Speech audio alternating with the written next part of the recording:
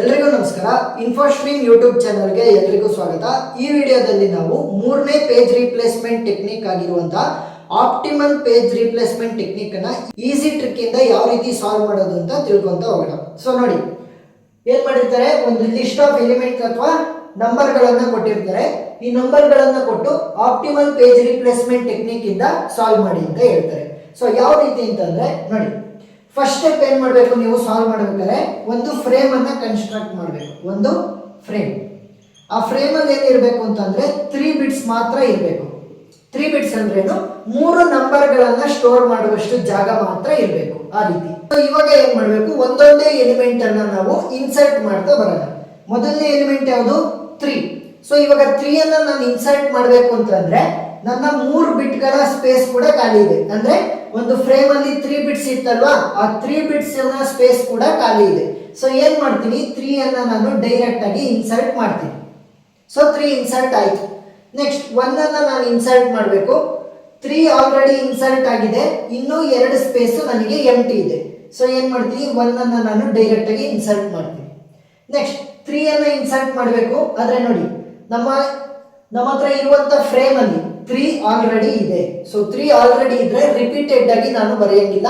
So 3 ಇರೋದ್ರಿಂದ ಏನ್ ಮಾಡ್ತೀನಿ, ಸ್ಕಿಪ್. ನೆಕ್ಸ್ಟ್ 4. ಸೊ 4 ಅನ್ನ ಇನ್ಸರ್ಟ್ ಮಾಡಬೇಕು. 3 ಆಲ್ರೆಡಿ ಇನ್ಸರ್ಟ್ ಆಗಿದೆ, 1 ಆಲ್ರೆಡಿ ಇನ್ಸರ್ಟ್ ಆಗಿದೆ, ಇನ್ನ ಒಂದೇ ಒಂದು ಸ್ಪೇಸ್ ಮಾತ್ರ ಎಂಟಿ ಇದೆ. ಸೊ 4 ಅನ್ನ ನಾನು ಡೈರೆಕ್ಟ್ ಆಗಿ ಇನ್ಸರ್ಟ್ ಮಾಡ್ತೀನಿ. ನೆಕ್ಸ್ಟ್ 2 ಅನ್ನ ಇನ್ಸರ್ಟ್ ಮಾಡಬೇಕು. 2 ನನ್ನ ಫ್ರೇಮ್ ಅಲ್ಲಿ ಇಲ್ಲ, 3 ಇದೆ, 1 ಇದೆ, 4 ಇದೆ. 2 ನ ಇನ್ಸರ್ಟ್ ಮಾಡಬೇಕು. ಆದ್ರೆ ನಮ್ಮ ಫ್ರೇಮಿನ ಸೈಜ್ ಏನಿದೆ 3 ಬಿಟ್ಸ್ ಮಾತ್ರ. ಸೊ ನಾನು ಇವಾಗ ಇನ್ಸರ್ಟ್ ಮಾಡೋದಕ್ಕಾಗಲ್ಲ. ಸೊ ಅವಾಗ ನಾವೇನ್ ಮಾಡ್ತೀವಿ ಅಂತಂದ್ರೆ ನೋಡಿ, ರೀಪ್ಲೇಸ್ಮೆಂಟ್. ಅದಕ್ಕೆ ಇದನ್ನ ಪೇಜ್ ರೀಪ್ಲೇಸ್ಮೆಂಟ್ ಟೆಕ್ನಿಕ್ ಅನ್ನೋದು. ರೀಪ್ಲೇಸ್ ಮಾಡ್ತಾ ಹೋಗ್ತೀವಿ ಇರುವಂತ ಎಲಿಮೆಂಟ್ಗಳು. ಈ ಫ್ರೇಮ್ ಅಲ್ಲಿ ಇರುವಂತ ಎಲಿಮೆಂಟ್ ಗಳನ್ನ ನಾವು ರೀಪ್ಲೇಸ್ ಮಾಡ್ತಾ ಮಾಡ್ತಾ ನಾವು ಫೈನಲ್ ಎಲಿಮೆಂಟ್ ವರ್ಗು ಕೂಡ ಸರ್ಚ್ ಮಾಡ್ತಾ ಅಥವಾ ಟ್ರಾವರ್ಸ್ ಮಾಡ್ತಾ ಹೋಗ್ತೀವಿ. ನೋಡಿ, ಇವಾಗ 2 ಅನ್ನ ನಾನು ರೀಪ್ಲೇಸ್ ಮಾಡಬೇಕು. ಯಾವ ಟೆಕ್ನಿಕ್ ಇಂದ, ಆಪ್ಟಿಮಲ್ ಟೆಕ್ನಿಕ್ ಇಂದ. ಆಪ್ಟಿಮಲ್ ಟೆಕ್ನಿಕ್ ಅಂದ್ರೆ ಸಿಂಪಲ್, ಏನು ಅಂತಂದ್ರೆ ಫ್ಯೂಚರ್ ಅಲ್ಲಿ ಡಿಮ್ಯಾಂಡ್ ಕಡಿಮೆ ಇರೋದು. ನೋಡಿ, ಈಗ ನಾನು 2 ಅನ್ನ ಇನ್ಸರ್ಟ್ ಮಾಡ್ಬೇಕಲ್ವಾ, 2 ಇಂದ ಮುಂದೆ ಮಾತ್ರ ನೋಡ್ಬೇಕು ನೀವು. 2 ಇಂದ ಮುಂದೆ ಮಾತ್ರ ನೋಡ್ಬೇಕು, ಹಿಂದೆ ನೋಡಬಾರ್ದು. 2 ಇಂದ ಮುಂದೆ. ಸೊ 2 ಇಂದ ಮುಂದೆ ನೋಡಿದಾಗ ಏನಾಗಬೇಕು, ಈ ಲಿಸ್ಟ್ ಅಲ್ಲಿ ಇರುವಂತ ಅಥವಾ ಈ ಫ್ರೇಮ್ ನಲ್ಲಿ ಇರುವಂತ ಎಲಿಮೆಂಟ್ ಗಳಲ್ಲಿ ಯಾವ ಎಲಿಮೆಂಟ್ ಗೆ ಕಡಿಮೆ ಡಿಮ್ಯಾಂಡ್ ಇರುತ್ತೆ ಫ್ಯೂಚರ್ ಅಲ್ಲಿ, ಅದರ ಜೊತೆ ನೀವು ರಿಪ್ಲೇಸ್ ಮಾಡಬೇಕು. ಸೊ ಸುಮ್ಮನೆ ತಲೆ ಕೆಡಿಸ್ಕೊಳ್ಳುವಂತ ಅವಶ್ಯಕತೆ ಇಲ್ಲ. ನೋಡಿ, ಸಿಂಪಲ್ ಏನು ಅಂತಂದ್ರೆ 2 ಇಲ್ಲಿದೆ ಅಲ್ವಾ, ಸೊ ಮುಂದೆ ಸರ್ಚ್ ಮಾಡ್ತಾ ಹೋಗಿ 4 1 3 4 1 3 ಅನ್ನ ಹುಡುಕಿ. 4 ಎಲ್ಲಿದೆ, ಇಲ್ಲಿದೆ. 1 ಎಲ್ಲಿದೆ, ಇಲ್ಲಿದೆ. 3 ಎಲ್ಲಿದೆ, ಇಲ್ಲಿದೆ. ಲಾಸ್ಟ್ ಅಲ್ಲಿ ಬಂದಿರೋದು ಯಾವುದು, 4 1 3 ಅಲ್ಲಿ ಲಾಸ್ಟ್ ದೂರ ಇರೋದು. ಇದಕ್ಕಿಂತ ದೂರ ಇರೋದು ಯಾವುದು, 3. ಸೊ ಏನ್ ಮಾಡಬೇಕು, 3 ಇರುವಂತ ಜಾಗಕ್ಕೆ 2 ಅನ್ನ ರೀಪ್ಲೇಸ್ ಮಾಡಬೇಕು. ಸೊ ಇವಾಗ ಏನಾಯ್ತು, 3 ಗೆ ಒಂಥರ 4 1 ಮತ್ತೆ 3 ಇತ್ತಲ್ಲ, ಅದರಲ್ಲಿ 3 ಗೆ ಲಾಸ್ಟ್ ಡಿಮ್ಯಾಂಡ್ ಇತ್ತು ಅಂತ ಫ್ಯೂಚರ್ ಅಲ್ಲಿ. ಆ ರೀತಿ. ನೆಕ್ಸ್ಟ್ 4 ಅನ್ನ ನಾನು ಇನ್ಸರ್ಟ್ ಮಾಡಬೇಕು. 4 ಆಲ್ರೆಡಿ ಇದೆ. ಸೊ ನೆಕ್ಸ್ಟ್ 1 ಅನ್ನ ಇನ್ಸರ್ಟ್ ಮಾಡಬೇಕು. ನನ್ನ ಅಪ್ಡೇಟೆಡ್ ಫ್ರೇಮ್ ಅಲ್ಲಿ 1 ಇದೆ. ಸೊ ನೆಕ್ಸ್ಟ್ 2 ಅನ್ನ ಅಪ್ಡೇಟ್ ಮಾಡಬೇಕು. ನನ್ನ ಅಪ್ಡೇಟೆಡ್ ಫ್ರೇಮ್ ಅಲ್ಲಿ 2 ಆಲ್ರೆಡಿ ಇದೆ. ಸೊ ನೆಕ್ಸ್ಟ್ ಜಂಪ್ 3 ಅನ್ನ ನಾನು ಇಲ್ಲಿ ಸರ್ಚ್ ಮಾಡ್ತೀನಿ, ನನ್ನ ಫ್ರೇಮ್ ಅಲ್ಲಿ ಇಲ್ಲ, ಅಪ್ಡೇಟೆಡ್ ಫ್ರೇಮ್ ಅಲ್ಲಿ ಇಲ್ಲ. ಈಗ ನಾನು 3 ಅನ್ನ ಇನ್ಸರ್ಟ್ ಮಾಡಬೇಕು. ಸೊ ಇನ್ಸರ್ಟ್ ಮಾಡೋದಕ್ಕೆ ಜಾಗ ಇಲ್ಲ, ಅದಕ್ಕೋಸ್ಕರ ರೀಪ್ಲೇಸ್ ಮಾಡಬೇಕು. ಸೊ ರೀಪ್ಲೇಸ್ ಮಾಡಬೇಕು ಅಂದ್ರೆ ಪಾಯಿಂಟ್ ಇಡಬೇಕು ಅದ್ರ ಮೇಲೆ. ಬಲಗಡೆ ಸೈಡ್ ನೋಡಿ, ಯಾವುದನ್ನ ಹುಡುಕ್ಬೇಕು, 2 ಹುಡುಕ್ಬೇಕು, 1 ಹುಡುಕ್ಬೇಕು, 4 ಹುಡುಕ್ಬೇಕು.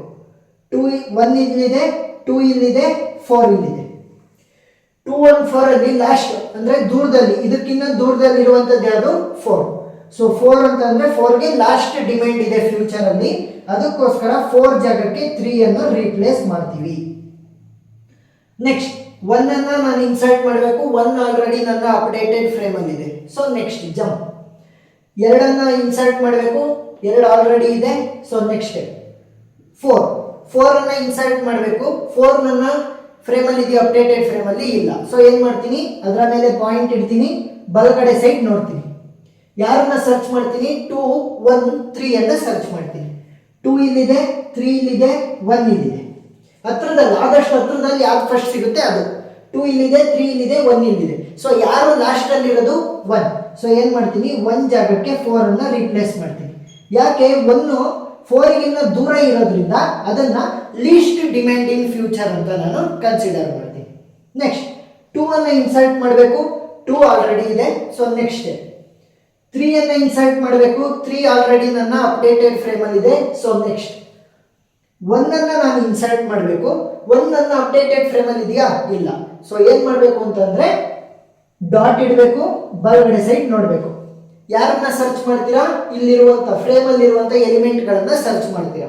2, 4 ಮತ್ತೆ 3 ಇಲ್ಲಿದೆ, 2 ಇಲ್ಲಿದೆ, 4 ಇಲ್ಲ. 2, 4, 3 ಅಲ್ಲಿ 2 ಇಲ್ಲಿದೆ, 3 ಇಲ್ಲಿದೆ, 4 ಇಲ್ಲ. 4 ಇಲ್ಲ ಅಂತಂದ್ರೆ ಏನು? ಅದಕ್ಕೆ ಫುಲ್ ಲಾಸ್ಟ್ ಅಲ್ಲಿ ಪ್ರಿಫರೆನ್ಸ್ ಅಥವಾ ಫುಲ್ ಲಾಸ್ಟ್ ಅಲ್ಲಿ ಡಿಮ್ಯಾಂಡ್ ಇದೆ ಅಂತ ಅರ್ಥ ಆಯ್ತು. ಸೊ ಏನ್ ಮಾಡ್ತೀನಿ, 4 ಇರುವಂತ ಜಾಗಕ್ಕೆ ನಾನು 1 ಅನ್ನ ರೀಪ್ಲೇಸ್ ಮಾಡ್ತೀನಿ. ಸೊ 1 ಇಲ್ಲಿ ಬಂತು, 2, 3. ನೆಕ್ಸ್ಟ್ 3 ಇಲ್ಲಿದೆ, 3 ಫ್ರೇಮ್ ಅಲ್ಲಿ ಆಲ್ರೆಡಿ ಇದೆ. ಸೊ ಏನು ಮಾಡಂಗಿಲ್ಲ. ನೆಕ್ಸ್ಟ್ 2. ಸೊ 2 ಅನ್ನ ಇನ್ಸರ್ಟ್ ಮಾಡಬೇಕು, 2 ಆಲ್ರೆಡಿ ನನ್ನ ಅಪ್ಡೇಟೆಡ್ ಫ್ರೇಮ್ ಅಲ್ಲಿ ಇದೆ. ಸೊ ಏನಿಲ್ಲ. So stop the process. ಯಾಕಂದ್ರೆ ನನಗೆ ಕೊಟ್ಟಿದ್ದಂತ ಲಿಸ್ಟ್ ಆಫ್ ಎಲಿಮೆಂಟ್ಸ್ ಅಥವಾ ನಂಬರ್ಗಳನ್ನ ಎಲ್ಲದನ್ನು ಕೂಡ ನಾನು ಟ್ರಾವೆಲ್ ಮಾಡಾಯ್ತು ಆಪ್ಟಿಮಲ್ ಸೊಲ್ಯೂಷನ್ ಅಥವಾ ಆಪ್ಟಿಮಲ್ ಟೆಕ್ನಿಕ್ ಅನ್ನ ಅಪ್ಲೈ ಮಾಡಿಕೊಂಡು. ಇವಾಗ ಏನಾಯ್ತು, ಅಷ್ಟು ಪ್ರಾಬ್ಲಮ್ ಅನ್ನ ಸಾಲ್ವ್ ಮಾಡಾಯ್ತು. ಲಾಸ್ಟ್ ಸ್ಟೆಪ್ ಅಲ್ಲಿ ಏನ್ ಮಾಡಬೇಕು ಅಂತಂದ್ರೆ ನಂಬರ್ ಆಫ್ ಪೇಜ್ ಫಾಲ್ಟ್ ಮತ್ತೆ ನಂಬರ್ ಆಫ್ ಪೇಜ್ ಹಿಟ್ಸ್ ಅನ್ನ ಬರೀಬೇಕು. ಏನ್ ಬರೀಬೇಕು? Number of page fault, next number of page hits. So number of page fault ಅಂದ್ರೆ ಏನು, ಪೇಜ್ ಹಿಟ್ಸ್ ಅಂದ್ರೆ ನಂಬರ್ ಆಫ್ ಪೇಜ್ ಫಾಲ್ಟ್ ಅಂದ್ರೆ ನಾವು ಎಲ್ಲೆಲ್ಲಿ ವ್ಯಾಲ್ಯೂಗಳನ್ನ ಅಪ್ಡೇಟ್ ಅಥವಾ ರೀಪ್ಲೇಸ್ ಮಾಡಿದ್ವಿ ಅದಷ್ಟನ್ನು ಕೂಡ ನಾವೇನ್ ಮಾಡ್ತೀವಿ, ಪೇಜ್ ಫಾಲ್ಟ್ ಅಂತ ಕನ್ಸಿಡರ್ ಮಾಡ್ತೀವಿ. ನೋಡಿ 1, 2, 3, 4, 5, 6, 7. ಸೊ 7 ಸ್ಟೆಪ್ಗಳಲ್ಲಿ ನಾವೇನ್ ಮಾಡಿದ್ವಿ, ವ್ಯಾಲ್ಯೂಗಳನ್ನ ಐದರ್ ಇನ್ಸರ್ಟ್ ಮಾಡಿದ್ವಿ ಅಥವಾ ನಾವೇನ್ ಮಾಡಿದ್ವಿ, ರೀಪ್ಲೇಸ್ ಮಾಡಿದ್ವಿ. ಇನ್ಸರ್ಟ್ ಅಥವಾ ರೀಪ್ಲೇಸ್ ಯಾವ್ಯಾವ ಸ್ಟೆಪ್ ಅಲ್ಲಿ ಮಾಡಿರ್ತೀವಿ ಅದಷ್ಟನ್ನು ಕೂಡ ನಾವು ಪೇಜ್ ಫಾಲ್ಟ್ ಅಂತ ಕನ್ಸಿಡರ್ ಮಾಡಬೇಕು. ಎಷ್ಟು page fault? 2, 4, 6, 7. Next page hits ಅಂದ್ರೇನು, ಎಲ್ಲೆಲ್ಲಿ ನಾವು ಆ ಒಂದು ಕಾಲಮ್ ಅಥವಾ ಸ್ಟೆಪ್ ಅನ್ನ ಸ್ಕಿಪ್ ಮಾಡಿದ್ವಿ. ಯಾಕೆ? ಇಲ್ಲಿ 3 ಆಲ್ರೆಡಿ ಇತ್ತು, ಅದಕ್ಕೋಸ್ಕರ 3 ಅನ್ನ ಮತ್ತೆ ಇನ್ಸರ್ಟ್ ಮಾಡಿದ್ರೆ ರಿಪೀಟ್ ಆಗುತ್ತೆ ಅಂತ ಏನ್ ಮಾಡಿದೆ, ಈ ಒಂದು ಸ್ಟೆಪ್ ಅನ್ನ ಸ್ಕಿಪ್ ಮಾಡಿದ್ವಿ. ಸೊ ಇದನ್ನ ಏನಂತ ಕರಿತೀವಿ ನಾವು, ಪೇಜ್ ಹಿಟ್ಸ್ ಅಂತ ಕರಿತೀವಿ. 1, 2, 3, 4, 5, 6, 7, 8, 9, 10.